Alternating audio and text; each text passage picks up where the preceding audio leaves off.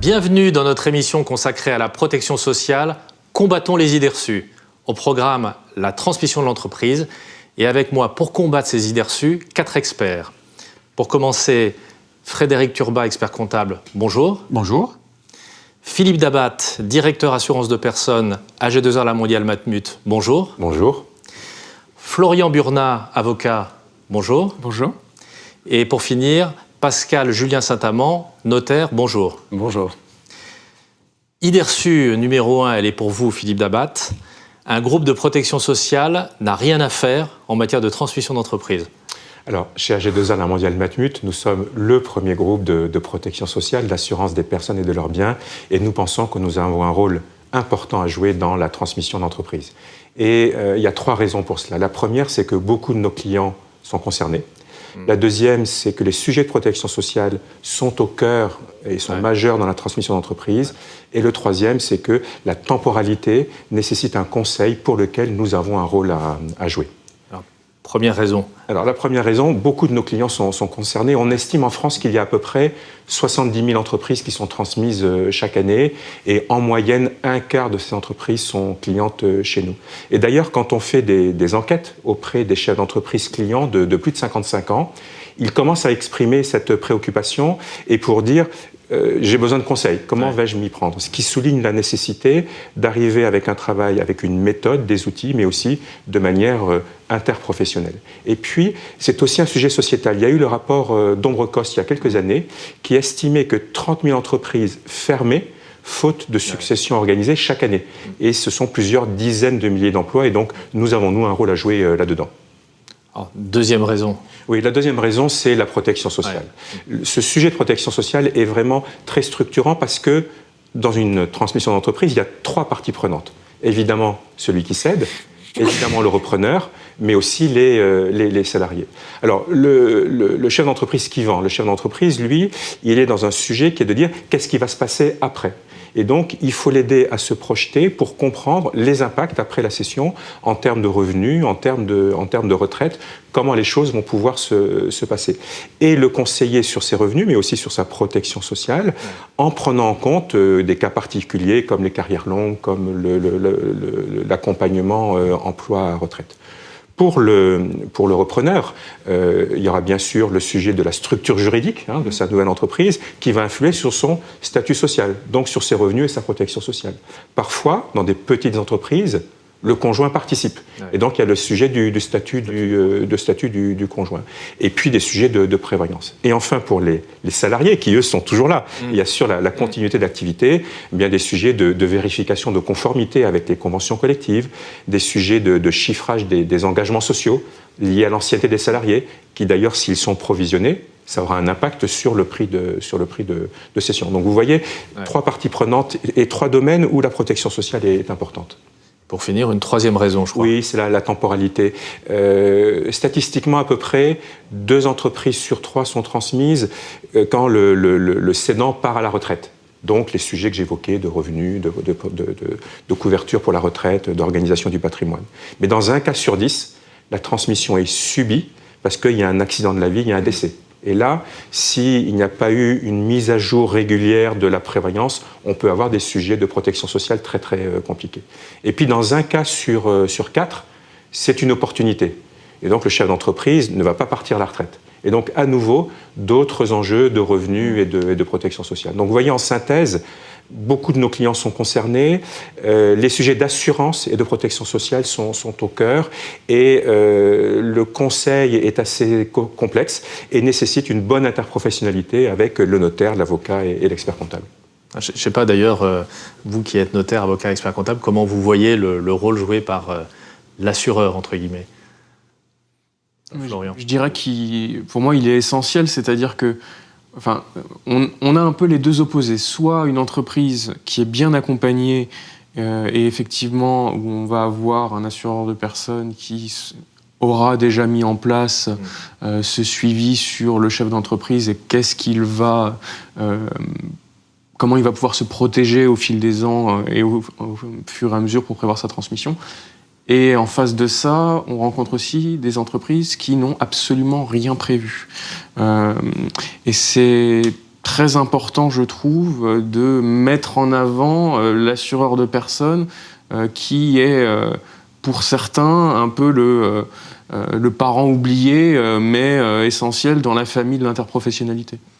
Frédéric, vous vouliez ajouter quelque chose? Oui, ce qui est intéressant dans le rôle de l'assureur, tel qu'on le conçoit nous, experts comptables, c'est qu'il a la mémoire du passé, généralement sur la mise en place de toute la protection sociale du dirigeant de l'entreprise. Et il a aussi, j'oserais dire, la mémoire de l'avenir. Et ça peut avoir aussi un côté dédramatisant pour l'entrepreneur, de savoir un peu vers quoi il tend et ce à quoi il va être confronté, ou justement pour simplifier l'avenir.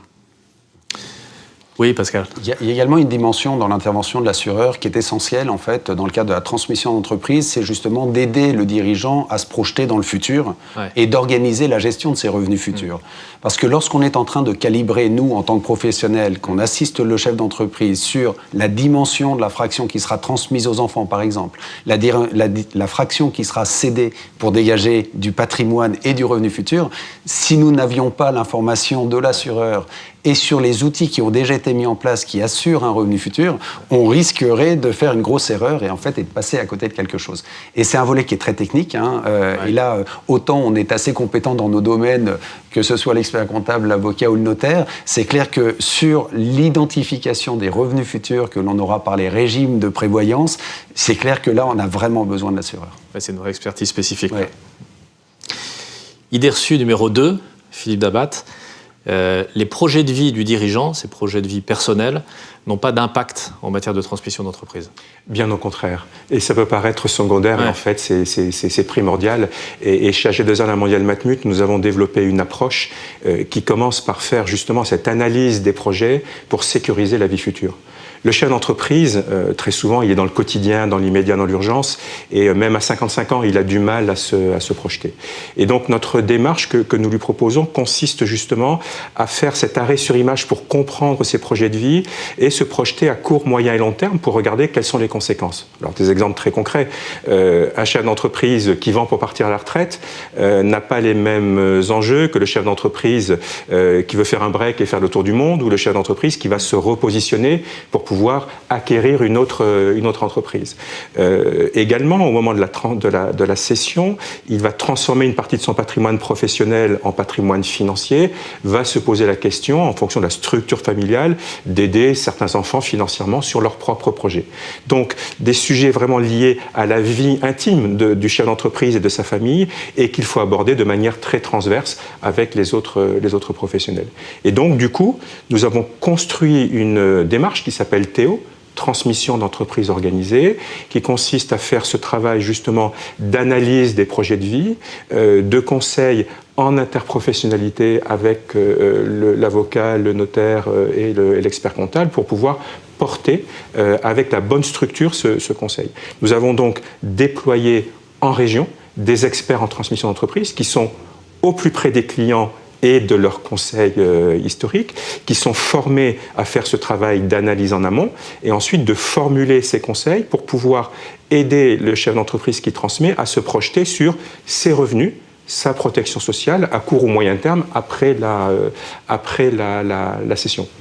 Ce qui nous permet ensuite, en transversalité et en interprofessionnalité, quand l'entreprise a été vendue, de passer le relais à nos experts patrimoniaux qui vont aider le chef d'entreprise à structurer son patrimoine pour que ce patrimoine permette ensuite de dégager les revenus immédiats, futurs, la protection sociale qu'il a lui-même finalement défini à travers ses projets de vie. Donc vous le voyez, les projets de vie, c'est le point de départ, c'est l'essentiel, ça nécessite une approche très interprofessionnelle et nous avons mis en place une démarche Théo qui nous associe avec les différents conseils de manière très structurée pour pouvoir, dans le temps, progressivement l'accompagner sur ce chemin de la transmission. Oui, Florian. Mais effectivement, je pense que c'est fondamental comme approche, ce que vous avez, parce que souvent, c'est une question oubliée. C'est-à-dire qu'on peut, moi, en tant qu'avocat, dire je vais essayer de vous trouver le meilleur schéma fiscal pour votre transmission. Mais la question qu'il faut poser, c'est celle que vous posez, c'est qu'est-ce que vous allez faire du produit de la cession ? Si ce que je propose, c'est pour mettre ça dans une holding et qui ne pourra pas percevoir l'argent pour faire, par exemple, le tour du monde ou pour s'acheter une nouvelle maison, je ne suis pas en train de lui apporter le bon conseil. Donc la question que chacune de nos professions, effectivement, doit poser, c'est l'objectif du client et pas simplement sur le plan civil, comptable, fiscal, juridique. C'est et vous, dans votre vie, qu'est-ce que vous voulez en faire ? C'est finalement une démarche assez classique pour les entreprises, partir des besoins du client. Ouais. Idée reçue numéro 3, Frédéric, une transmission, on va parler de préparation, une transmission d'entreprise se prépare 1 an à l'avance. Alors, transmettre une entreprise, ça prend forcément du temps. 1 an, c'est souvent très court. D'une part, toutes les entreprises ne sont pas prêtes à être cédées. À la fois, il y a le sujet très technique, il faut se préparer à la valoriser, il faut se préparer peut-être à être audité, à revoir son organisation. Dans les situations où la famille travaille dans l'entreprise, qui se trouve dans beaucoup d'entreprises artisanales ou familiales, il faut se préparer à voir disparaître peut-être 2 ou 3 postes et à les voir remplacer. Donc, il y a toute une question d'organisation, une question même parfois de compréhension de son organisation et de préparation des métiers d'avenir, voire de ce qu'on va vouloir vendre à l'avenir à un repreneur. Donc ça, c'est un sujet technique et ça peut prendre forcément du temps. 1, 2 ou 3 années sont souvent nécessaires. Et puis il y a le côté psychologique, sinon affectif. Et là, nous, experts comptables, on est à la fois dans l'entreprise et en dehors, donc on a cette vision-là. Et à la fois, toute entreprise n'est pas prête à être cédée, mais tout entrepreneur n'est pas prêt à céder son entreprise. Et donc là, il y a une démarche aussi qui va toucher le psychologique, qui va toucher l'affect, qui va toucher j'ai pas envie d'arrêter ou je veux laisser ça dans de bonnes mains. Et là aussi, ça prend du temps. Donc, on recommande entre 3 et 4 ans de gérer cette idée-là et de petitement, tranquillement, sans se stresser, d'avancer vers une cession. Mais ça prend mécaniquement du temps. Et vous avez beaucoup de dossiers où vous arrivez à disposer de ce temps parce que ce qui se dit, c'est que les dirigeants d'entreprise, ils n'aiment pas trop l'idée de transmettre, qu'ils vivent un peu comme une petite mort, et du coup, ils n'en parlent pas. Alors à la fois le dirigeant n'en parle pas, parfois même notre profession d'expertise comptable, on n'en parle pas toujours à nos clients parce qu'on a une crainte de perdre notre client. Donc ça nécessite une avancée de l'ensemble à la fois du dirigeant et de l'accompagnant, mais il faut y aller par petites touches. Donc il s'agira d'évoquer la question et puis quelques accidents de la vie, un contrôle fiscal qui tombe mal, parfois ça va dire oh là, il va peut-être falloir qu'à un moment donné je pense à passer la main ou une organisation nouvelle ou l'arrivée d'un nouveau concurrent qui va être peut-être plus digital, va peut-être être l'occasion de remettre la question sur le tapis et d'avancer avec le dirigeant. Et sur les dossiers que vous traitez, c'est plutôt des sessions avant retraite ou... Alors généralement, on est plutôt dans la session où on est après retraite, justement un petit peu en retard ou un petit peu. Je dis souvent à des créateurs d'entreprise, vous rentrez dans une profession où vous allez arrêter de travailler le plus tard possible, pas parce que la retraite est mauvaise en France, mais parce qu'on a du mal à lâcher son bébé. C'est une réalité aujourd'hui. On l'évoquait sur l'aspect sociétal, sur le nombre d'entreprises qui ferment alors qu'il n'y a pas de repreneurs, mais c'est une réalité qu'il faut justement anticiper. Et on a un rôle particulier en tant qu'accompagnant sur ce sujet-là. Florian. 3 ans, vous parliez, Frédéric, de contrôle fiscal. C'est vrai que c'est justement la prescription en matière de contrôle fiscal dans la plupart des cas. Et pouvoir se poser avec le chef d'entreprise 3 ans à l'avance, qu'effectivement son accompagnant expert comptable puisse auditer un peu la situation de l'entreprise, ça va permettre de déminer un certain nombre de sujets et d'habiller la mariée au moment de la transmission. Parce que si on n'a plus de squelette dans le placard, parce qu'on a vérifié que les sujets fiscaux, juridiques et sociaux ont été étudiés par l'accompagnant de l'entreprise, la transmission, elle se fera mieux et elle se fera à un meilleur prix. Pascal, vous vouliez ajouter quelque chose ? Oui, il y a vraiment une dimension psychologique et famille qui me paraît absolument essentielle dans la transmission d'entreprise. Et pour ça, ça demande du temps. Il est clair que faire évoluer les mentalités, c'est ce qui prend le plus de temps.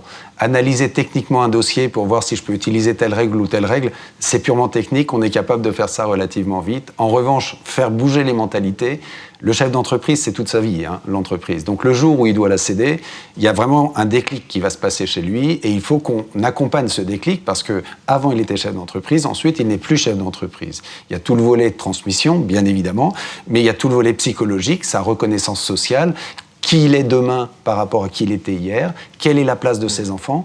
Si j'ai quelques mois pour gérer ça, ça va mal se passer. Si j'ai 2-3 ans, là c'est sûr qu'on sait faire quelque chose de beaucoup plus adapté.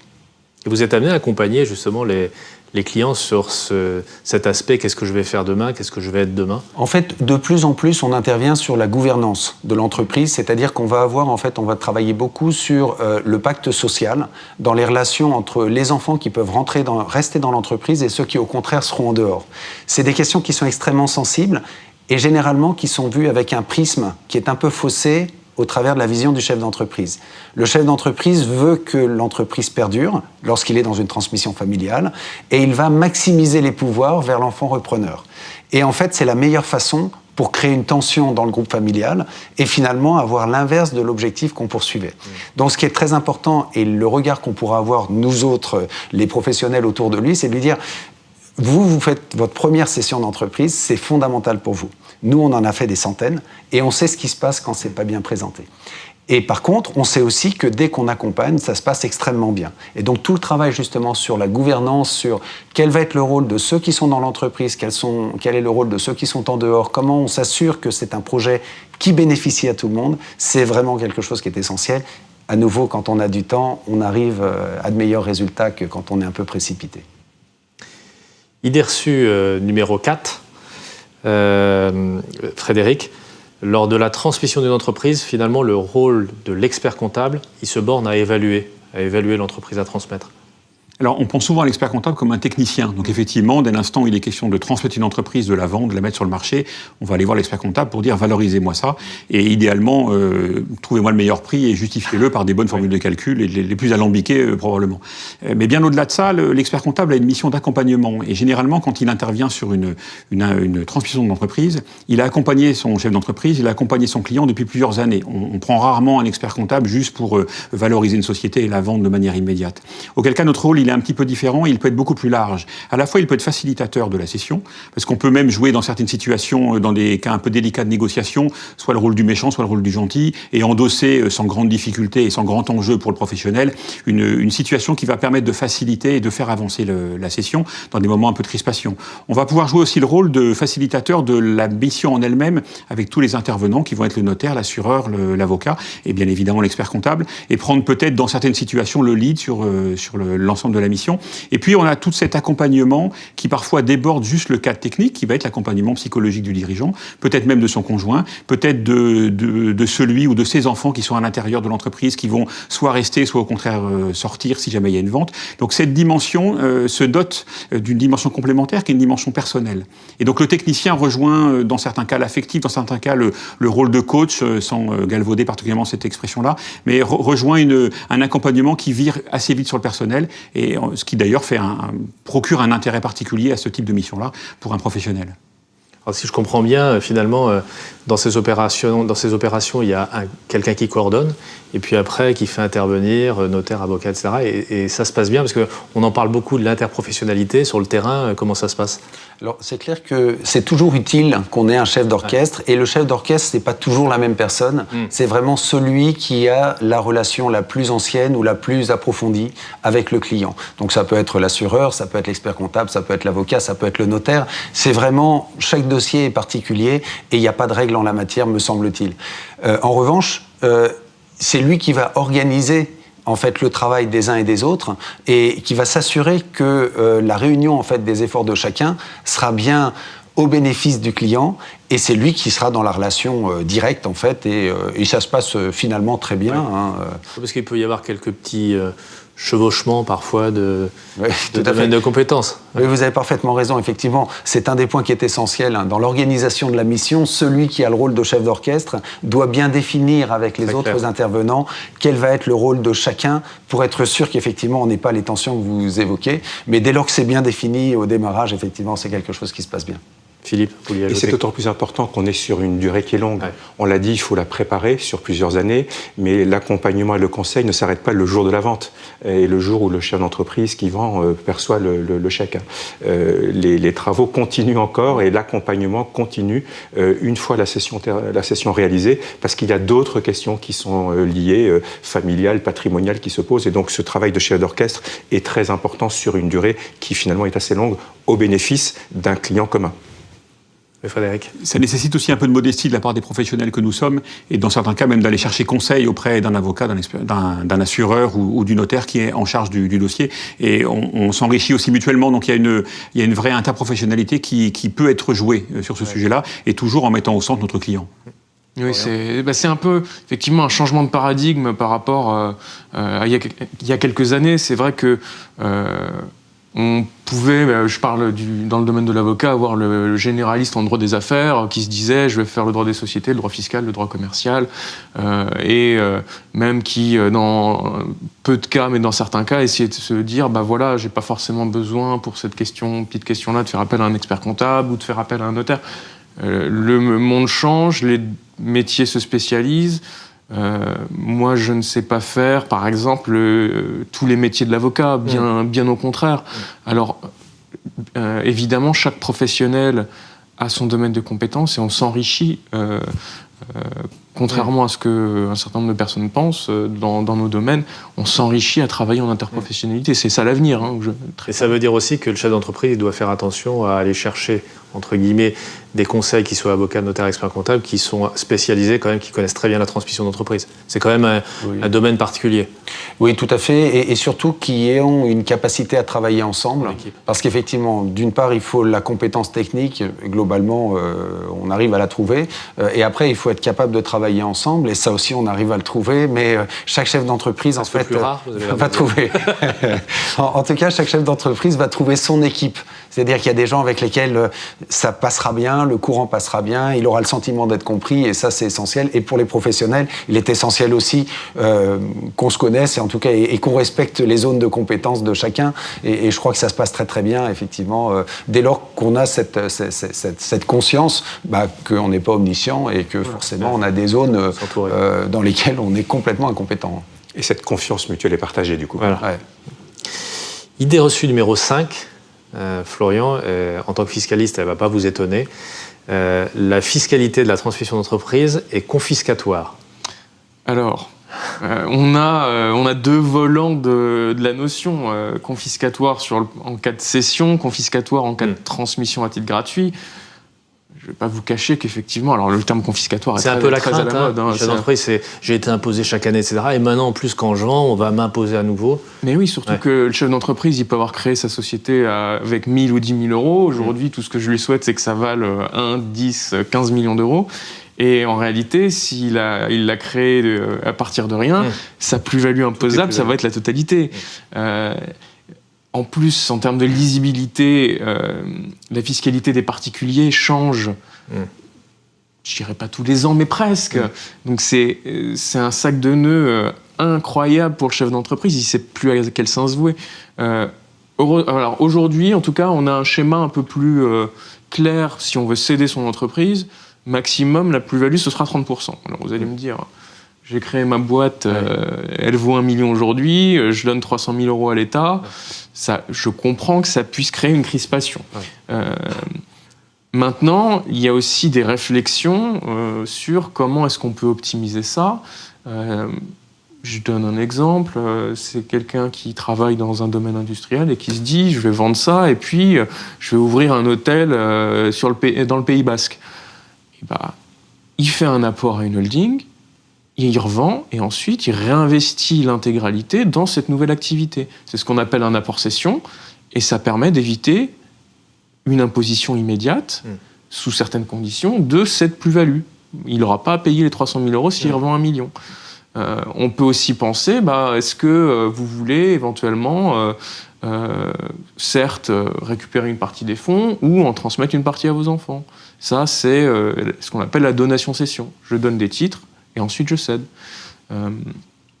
Donc ces choses-là, la cession pure, la donation-cession, l'apport-cession, sont des modalités à combiner pour à la fois optimiser fiscalement la cession, mais aussi respecter les souhaits du client, du chef d'entreprise, dans sa nouvelle vie post-cession d'entreprise. Ça c'était côté, on va dire, cession, on dirait cession à titre onéreux chez nous, mais vente contre monnaie sonnante et trébuchante.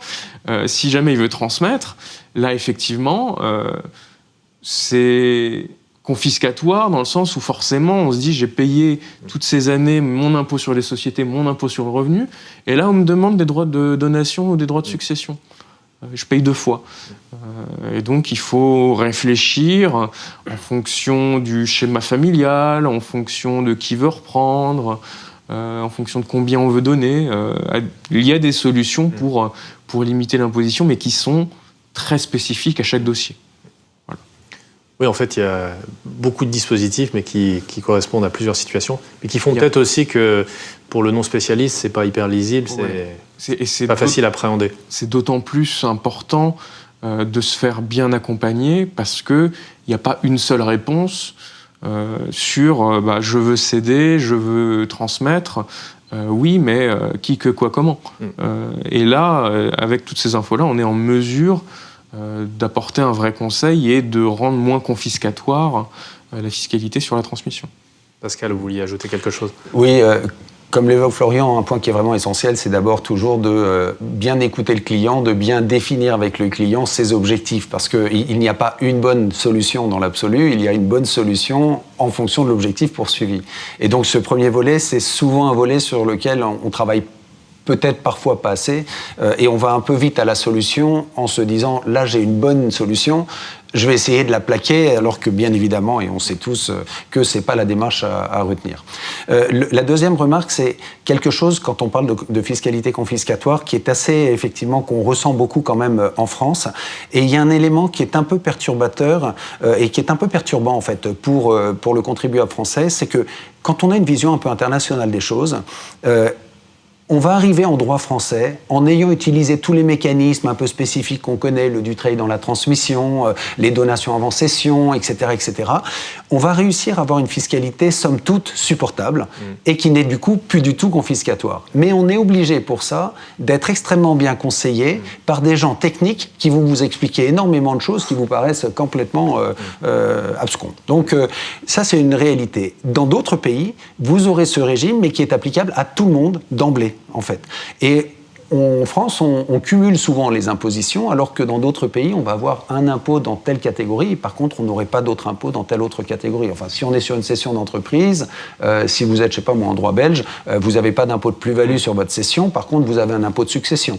Mais si vous faites des donations, vous n'avez pas d'impôt non plus de donation. Si vous êtes en droit suisse, même chose, vous avez des régimes favorables, etc. Donc c'est toujours assez intéressant de voir qu'en droit français, on a toujours des solutions, mais elles sont complexes à trouver, alors que dans d'autres droits, en fait, on a les mêmes résultats, mais de façon beaucoup plus directe. Donc, parfois, dans certains pays, des dispositifs plus simples et du coup mieux perçus par les contribuables. Exactement, exactement, et plus juste. Parce qu'on n'a pas besoin d'être bien accompagné pour avoir le droit au régime auquel tout le monde a droit. Frédéric, un petit mot. Une question aussi liée à la fiscalité, c'est la valorisation de l'entreprise. À la fois, le chef d'entreprise est dans cette difficulté double qui est je veux valoriser mon entreprise de bonne manière, avec un bon prix, et dès l'instant où on calcule la fiscalité qui est inhérente de base, finalement, ça va faire un frein. Ça va provoquer un frein. Donc, le rôle de l'accompagnant va aussi être de faire revenir le chef d'entreprise qui veut vendre son entreprise à une réalité. À la fois, il y a sûrement de l'impôt à payer, et puis on va trouver les mécanismes et sans forcément survaloriser la structure. Donc, il y a une dynamique particulière qui est à lever ici. Et c'est paradoxal parce que cette valorisation, on va bien sûr chercher à pousser le cran le plus haut possible en cas de cession à un tiers et le descendre le plus bas possible en cas de transmission à titre gratuit. Mais face à ça, il faut bien sûr avoir conscience que on a de l'administration fiscale qui est derrière. Donc il ne faut pas, surtout dans les transmissions, donation, succession, il ne faut pas faire n'importe quoi. Et c'est là où l'accompagnement de l'expert comptable sur la réflexion sur la valorisation est indispensable. Vraiment. Idée reçue numéro 6, Florian. Le pacte Dutreil est un outil très efficace, mais d'une grande complexité. Je dirais même presque une usine à gaz. C'est-à-dire que le pacte Dutreil, si vous voulez une comparaison, pour être sûr de bien le mettre en place, vous faites un peu comme un pilote de ligne avant de décoller, vous faites votre checklist et vous vous assurez que vous respectez à la lettre toutes les conditions. Parce qu'il en manque une, ça y est, le bénéfice du pacte Dutreil, qui est quand même extrêmement fort, c'est 75% d'exonération d'assiette pour calculer les droits de donation. Je prends un exemple. 1 million d'euros de valeur d'entreprise, on soumet au droit de donation que 250 000, c'est un effet gigantesque. Ça diminue les droits de donation et de succession de manière incroyable. Donc il faut s'assurer, en tant que conseil, d'avoir vu toutes les possibilités, et particulièrement, alors, c'est relativement simple, on va dire, quand on a une entreprise opérationnelle, industrielle, commerciale, libérale, artisanale, qui a été créée dès le départ par le chef d'entreprise. Quand on a un groupe un peu plus varié, avec éventuellement une holding, là, on a encore plus de vérifications à faire sur la checklist. Donc, l'accompagnement, il est très important pour la mise en place, pour la transmission qui va avec. Et il y a quand même un peu de suivi, parce que le Pacte Dutreil, c'est 2 périodes. Une période d'engagement collectif, tout le monde doit détenir. Une période d'engagement individuel, les donataires, les héritiers doivent détenir. Et il y a un certain nombre de conditions à respecter pendant ces 2 phases. Il y a également un formalisme qui s'est considérablement assoupli, heureusement, avec la dernière loi de finances. C'est faire à l'administration fiscale une petite attestation disant toutes les conditions du Dutreil sont remplies.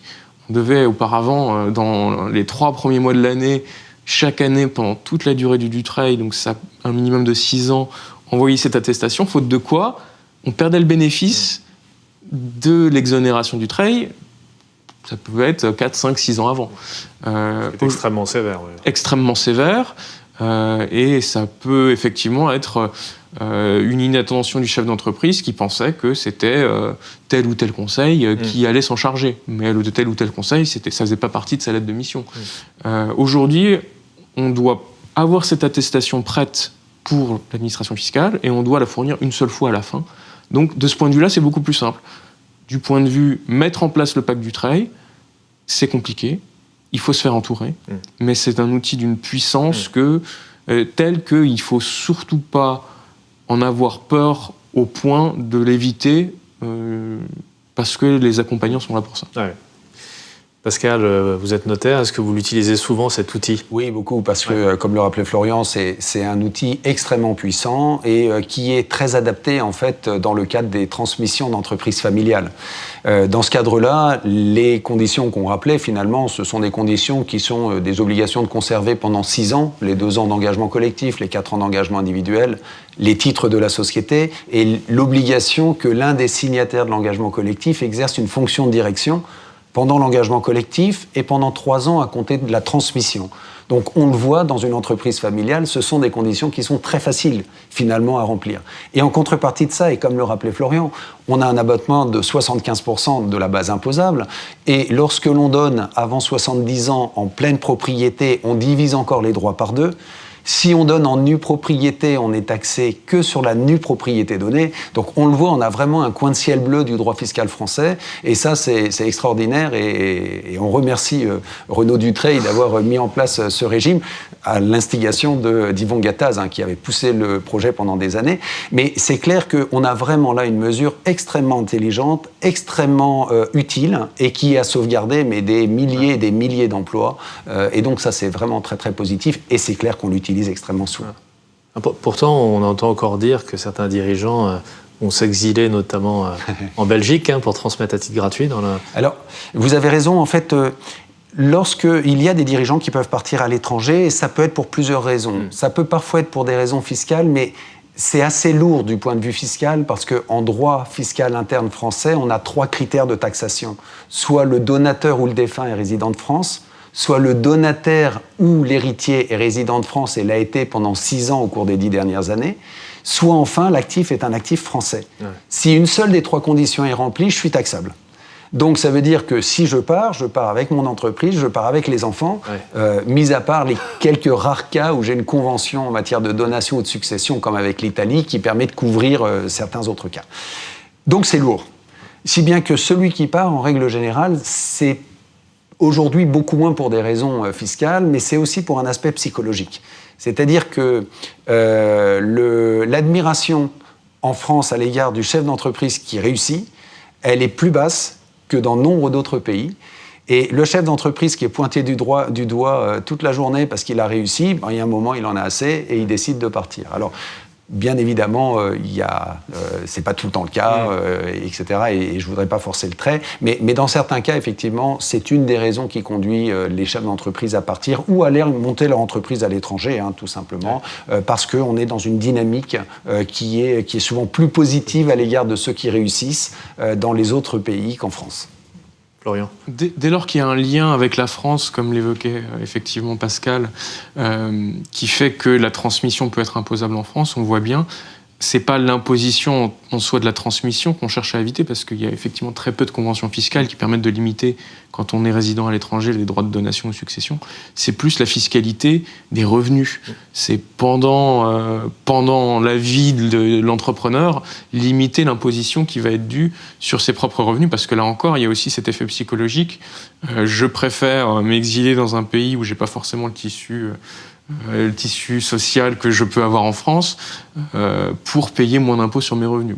Personnellement, je trouve que la fiscalité ne doit jamais être une raison de quitter le pays. Mais bon, c'est pas le cas de tout le monde.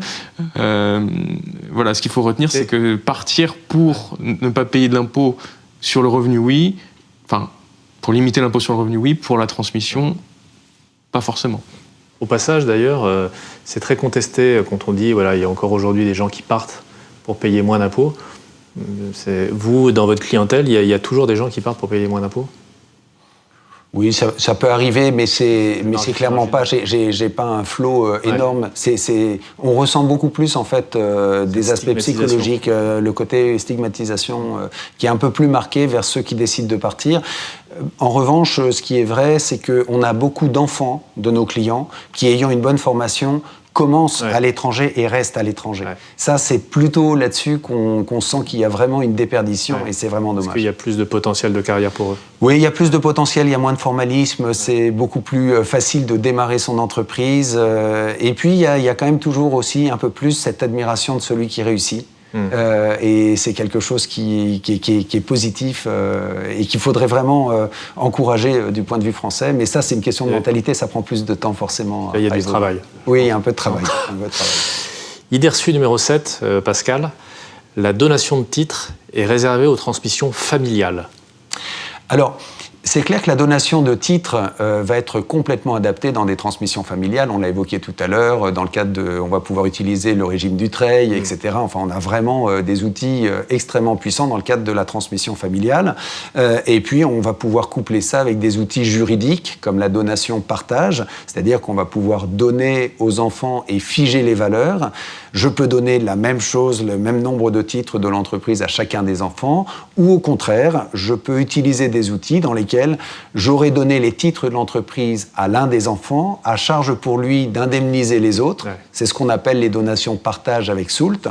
Et comme on le rappelait avec le régime Dutreil et les réformes qui sont intervenues depuis le 1er janvier 2019, qui ont assoupli encore le régime, on a des effets juridiques et fiscaux qui sont très puissants, puisqu'on peut faire des donations aux enfants, partage avec Soult, le repreneur apporte les titres et la dette à la société holding, la société holding remboursera la dette avec les revenus futurs de l'entreprise. Quant aux autres enfants, ils sont indemnisés et donc les parents ont réussi à faire l'égalité à l'égard de leurs enfants tout en ayant transmis l'entreprise. Et aujourd'hui, très souvent, on couplera ça aussi du côté des parents avec une petite partie sous forme d'une vente de leurs titres à cette société holding justement qu'on a créée, de façon à ce qu'ils aient des revenus futurs, qu'ils puissent ensuite voir avec l'assureur comment le placer, comment organiser les choses, etc. et assurer des revenus futurs. Donc on a des outils qui sont extrêmement utiles et complètement adaptés à la transmission de l'entreprise familiale. Pour autant, on va également utiliser les donations en dehors de l'entreprise familiale. Et typiquement, c'est le cadre de la donation avant cession, c'est-à-dire que j'ai un chef d'entreprise qui détient des titres. Ça peut être même un portefeuille de valeurs mobilières, mais ça peut être des titres de son entreprise, mais il envisage de la céder, par exemple parce qu'il n'y a pas de repreneur dans la famille, ou parce que ça s'y prête comme ça, il a une opportunité à un moment, et il est en pleine activité, il veut faire autre chose, il va vendre son entreprise et refaire autre chose après. Eh bien, dans ce cadre-là, il peut tout à fait faire, au moins sur une partie des titres, une donation des titres avant cession. On évoquait tout à l'heure le fait qu'on peut avoir une fiscalité confiscatoire. Je vais vous prendre un exemple. Supposons que j'ai une entreprise qui vaut 100 et que monsieur l'a créée à partir de 0. eh bien, il a 100 de plus-value. Ouais. Si jamais il cède l'entreprise, il va payer 30 de prélèvement forfaitaire unique, et donc il lui restera un net de 70. S'il décide de transmettre ces 70 au profit de ses enfants, supposons qu'il soit dans une tranche d'imposition à 20%, c'est une tranche à laquelle on arrive très très vite en droit français, en ligne directe, eh bien il va payer 20, et donc 20 de 70, 14, il restera 56 chez les enfants. Il est parti de zéro, il a créé son entreprise qui vaut 100, ce qui reste chez ses enfants, c'est 54. Et à un moment, il se dit, tout ça c'est bien, mais c'est moi qui ai pris le risque, c'est moi qui ai développé l'entreprise, et le partage qu'on fait avec l'État, c'est 46 pour lui, 54 pour moi. Je ne suis pas sûr que ce soit complètement équilibré. Est-ce qu'il n'y a pas des moyens, justement, d'améliorer un peu les choses? Et là, en droit français, il y a toujours des solutions.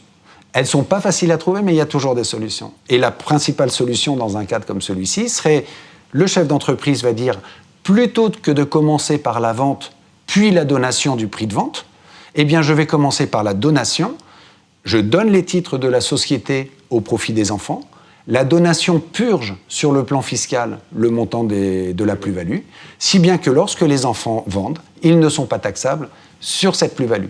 Je reprends un exemple. Si mon entreprise vaut toujours 100, si je commence par la donner et que je paye 20%, 20% de 100, ça me fait 20, les enfants cèdent, ils ont cédé l'entreprise, ils ont payé les 20, il leur reste 80. Première situation, j'avais 100, il reste 56. Deuxième situation, j'avais 100, il reste 80. Alors si je le mets en millions, première situation, j'avais 1 million et il reste 560 000. Deuxième situation, j'avais 1 million, il reste 800 000. C'est clair que... Pas photo. Il n'y a pas photo. Et là, être allé voir des conseils avant pour organiser sa transmission, ce n'était pas forcément idiot. Ah, je ne résiste pas sur ce sujet à vous questionner, même s'il est tôt, c'est encore tout chaud. On a une nouvelle définition qui va entrer en vigueur bientôt de l'abus de droit. Hein. On le sait, c'est exclusivement fiscal, maintenant c'est principalement fiscal. Est-ce que globalement, alors je ne vais pas vous demander, c'est difficile de commenter comme ça à chaud, mais est-ce que ce changement risque d'amener à être plus prudent? Qu'est-ce que vous en pensez? Alors vous avez raison de souligner cette évolution, c'est-à-dire que jusqu'à présent on avait une définition, le L64 du livre de procédure fiscale, le but exclusivement fiscal. En d'autres termes, on crée de la sécurité juridique, c'est-à-dire que dès que vous aviez un but autre que fiscal, il n'y avait pas de débat. On en trouvait toujours un autre. C'est clair, surtout dans une donation. Ouais. Quand je fais une donation, je me suis appauvri, donc j'ai transmis des actifs au profit des enfants, donc la réalité de mon but autre que fiscal était assez facile à prouver. La question, c'est lorsque désormais, puisqu'on a effectivement un nouveau texte qui indique que l'administration pourra introduire une procédure d'abus de droit dans le cadre en fait, du but principalement fiscal, procédure qui n'est applicable qu'aux actes passés à compter du 1er janvier 2020 et dans des procédures initiées par l'administration à partir du 1er janvier 2021, eh bien, dans ce cadre-là, on crée une insécurité juridique. Comment vous allez établir si finalement le gain que j'ai fait en somme d'argent, c'est mieux que le volet transmission que j'ai organisé au profit des enfants, ou la paix familiale que j'ai organisée, ou la protection des enfants et du conjoint, ou etc. Là, pour le coup, je ne sais pas vraiment équilibrer en fait, entre un avantage psychologique, civil, familial, et un avantage fiscal. Donc je pense que c'est un petit peu maladroit, l'évolution de ce texte, mais on peut espérer qu'au cours de l'année 2019, le gouvernement va venir apporter toutes les précisions pour lever nos inquiétudes. Florian. C'est vrai qu'en 2013, déjà, il y avait eu cette première tentative du législateur de modifier, pas simplement en fait, de créer un nouveau texte séparé, mais de modifier la définition dans l'article L64 de l'abus de droit en disant que c'est plus exclusivement fiscal, c'est uniquement principalement fiscal. On peut même dire tentative de Bercy, même. Oui, bien sûr. Oui. Quand je dis le législateur, effectivement, il est légèrement téléguidé. Et le Conseil constitutionnel avait dit, écoutez, non, là, vous êtes en train de créer quelque chose qui a une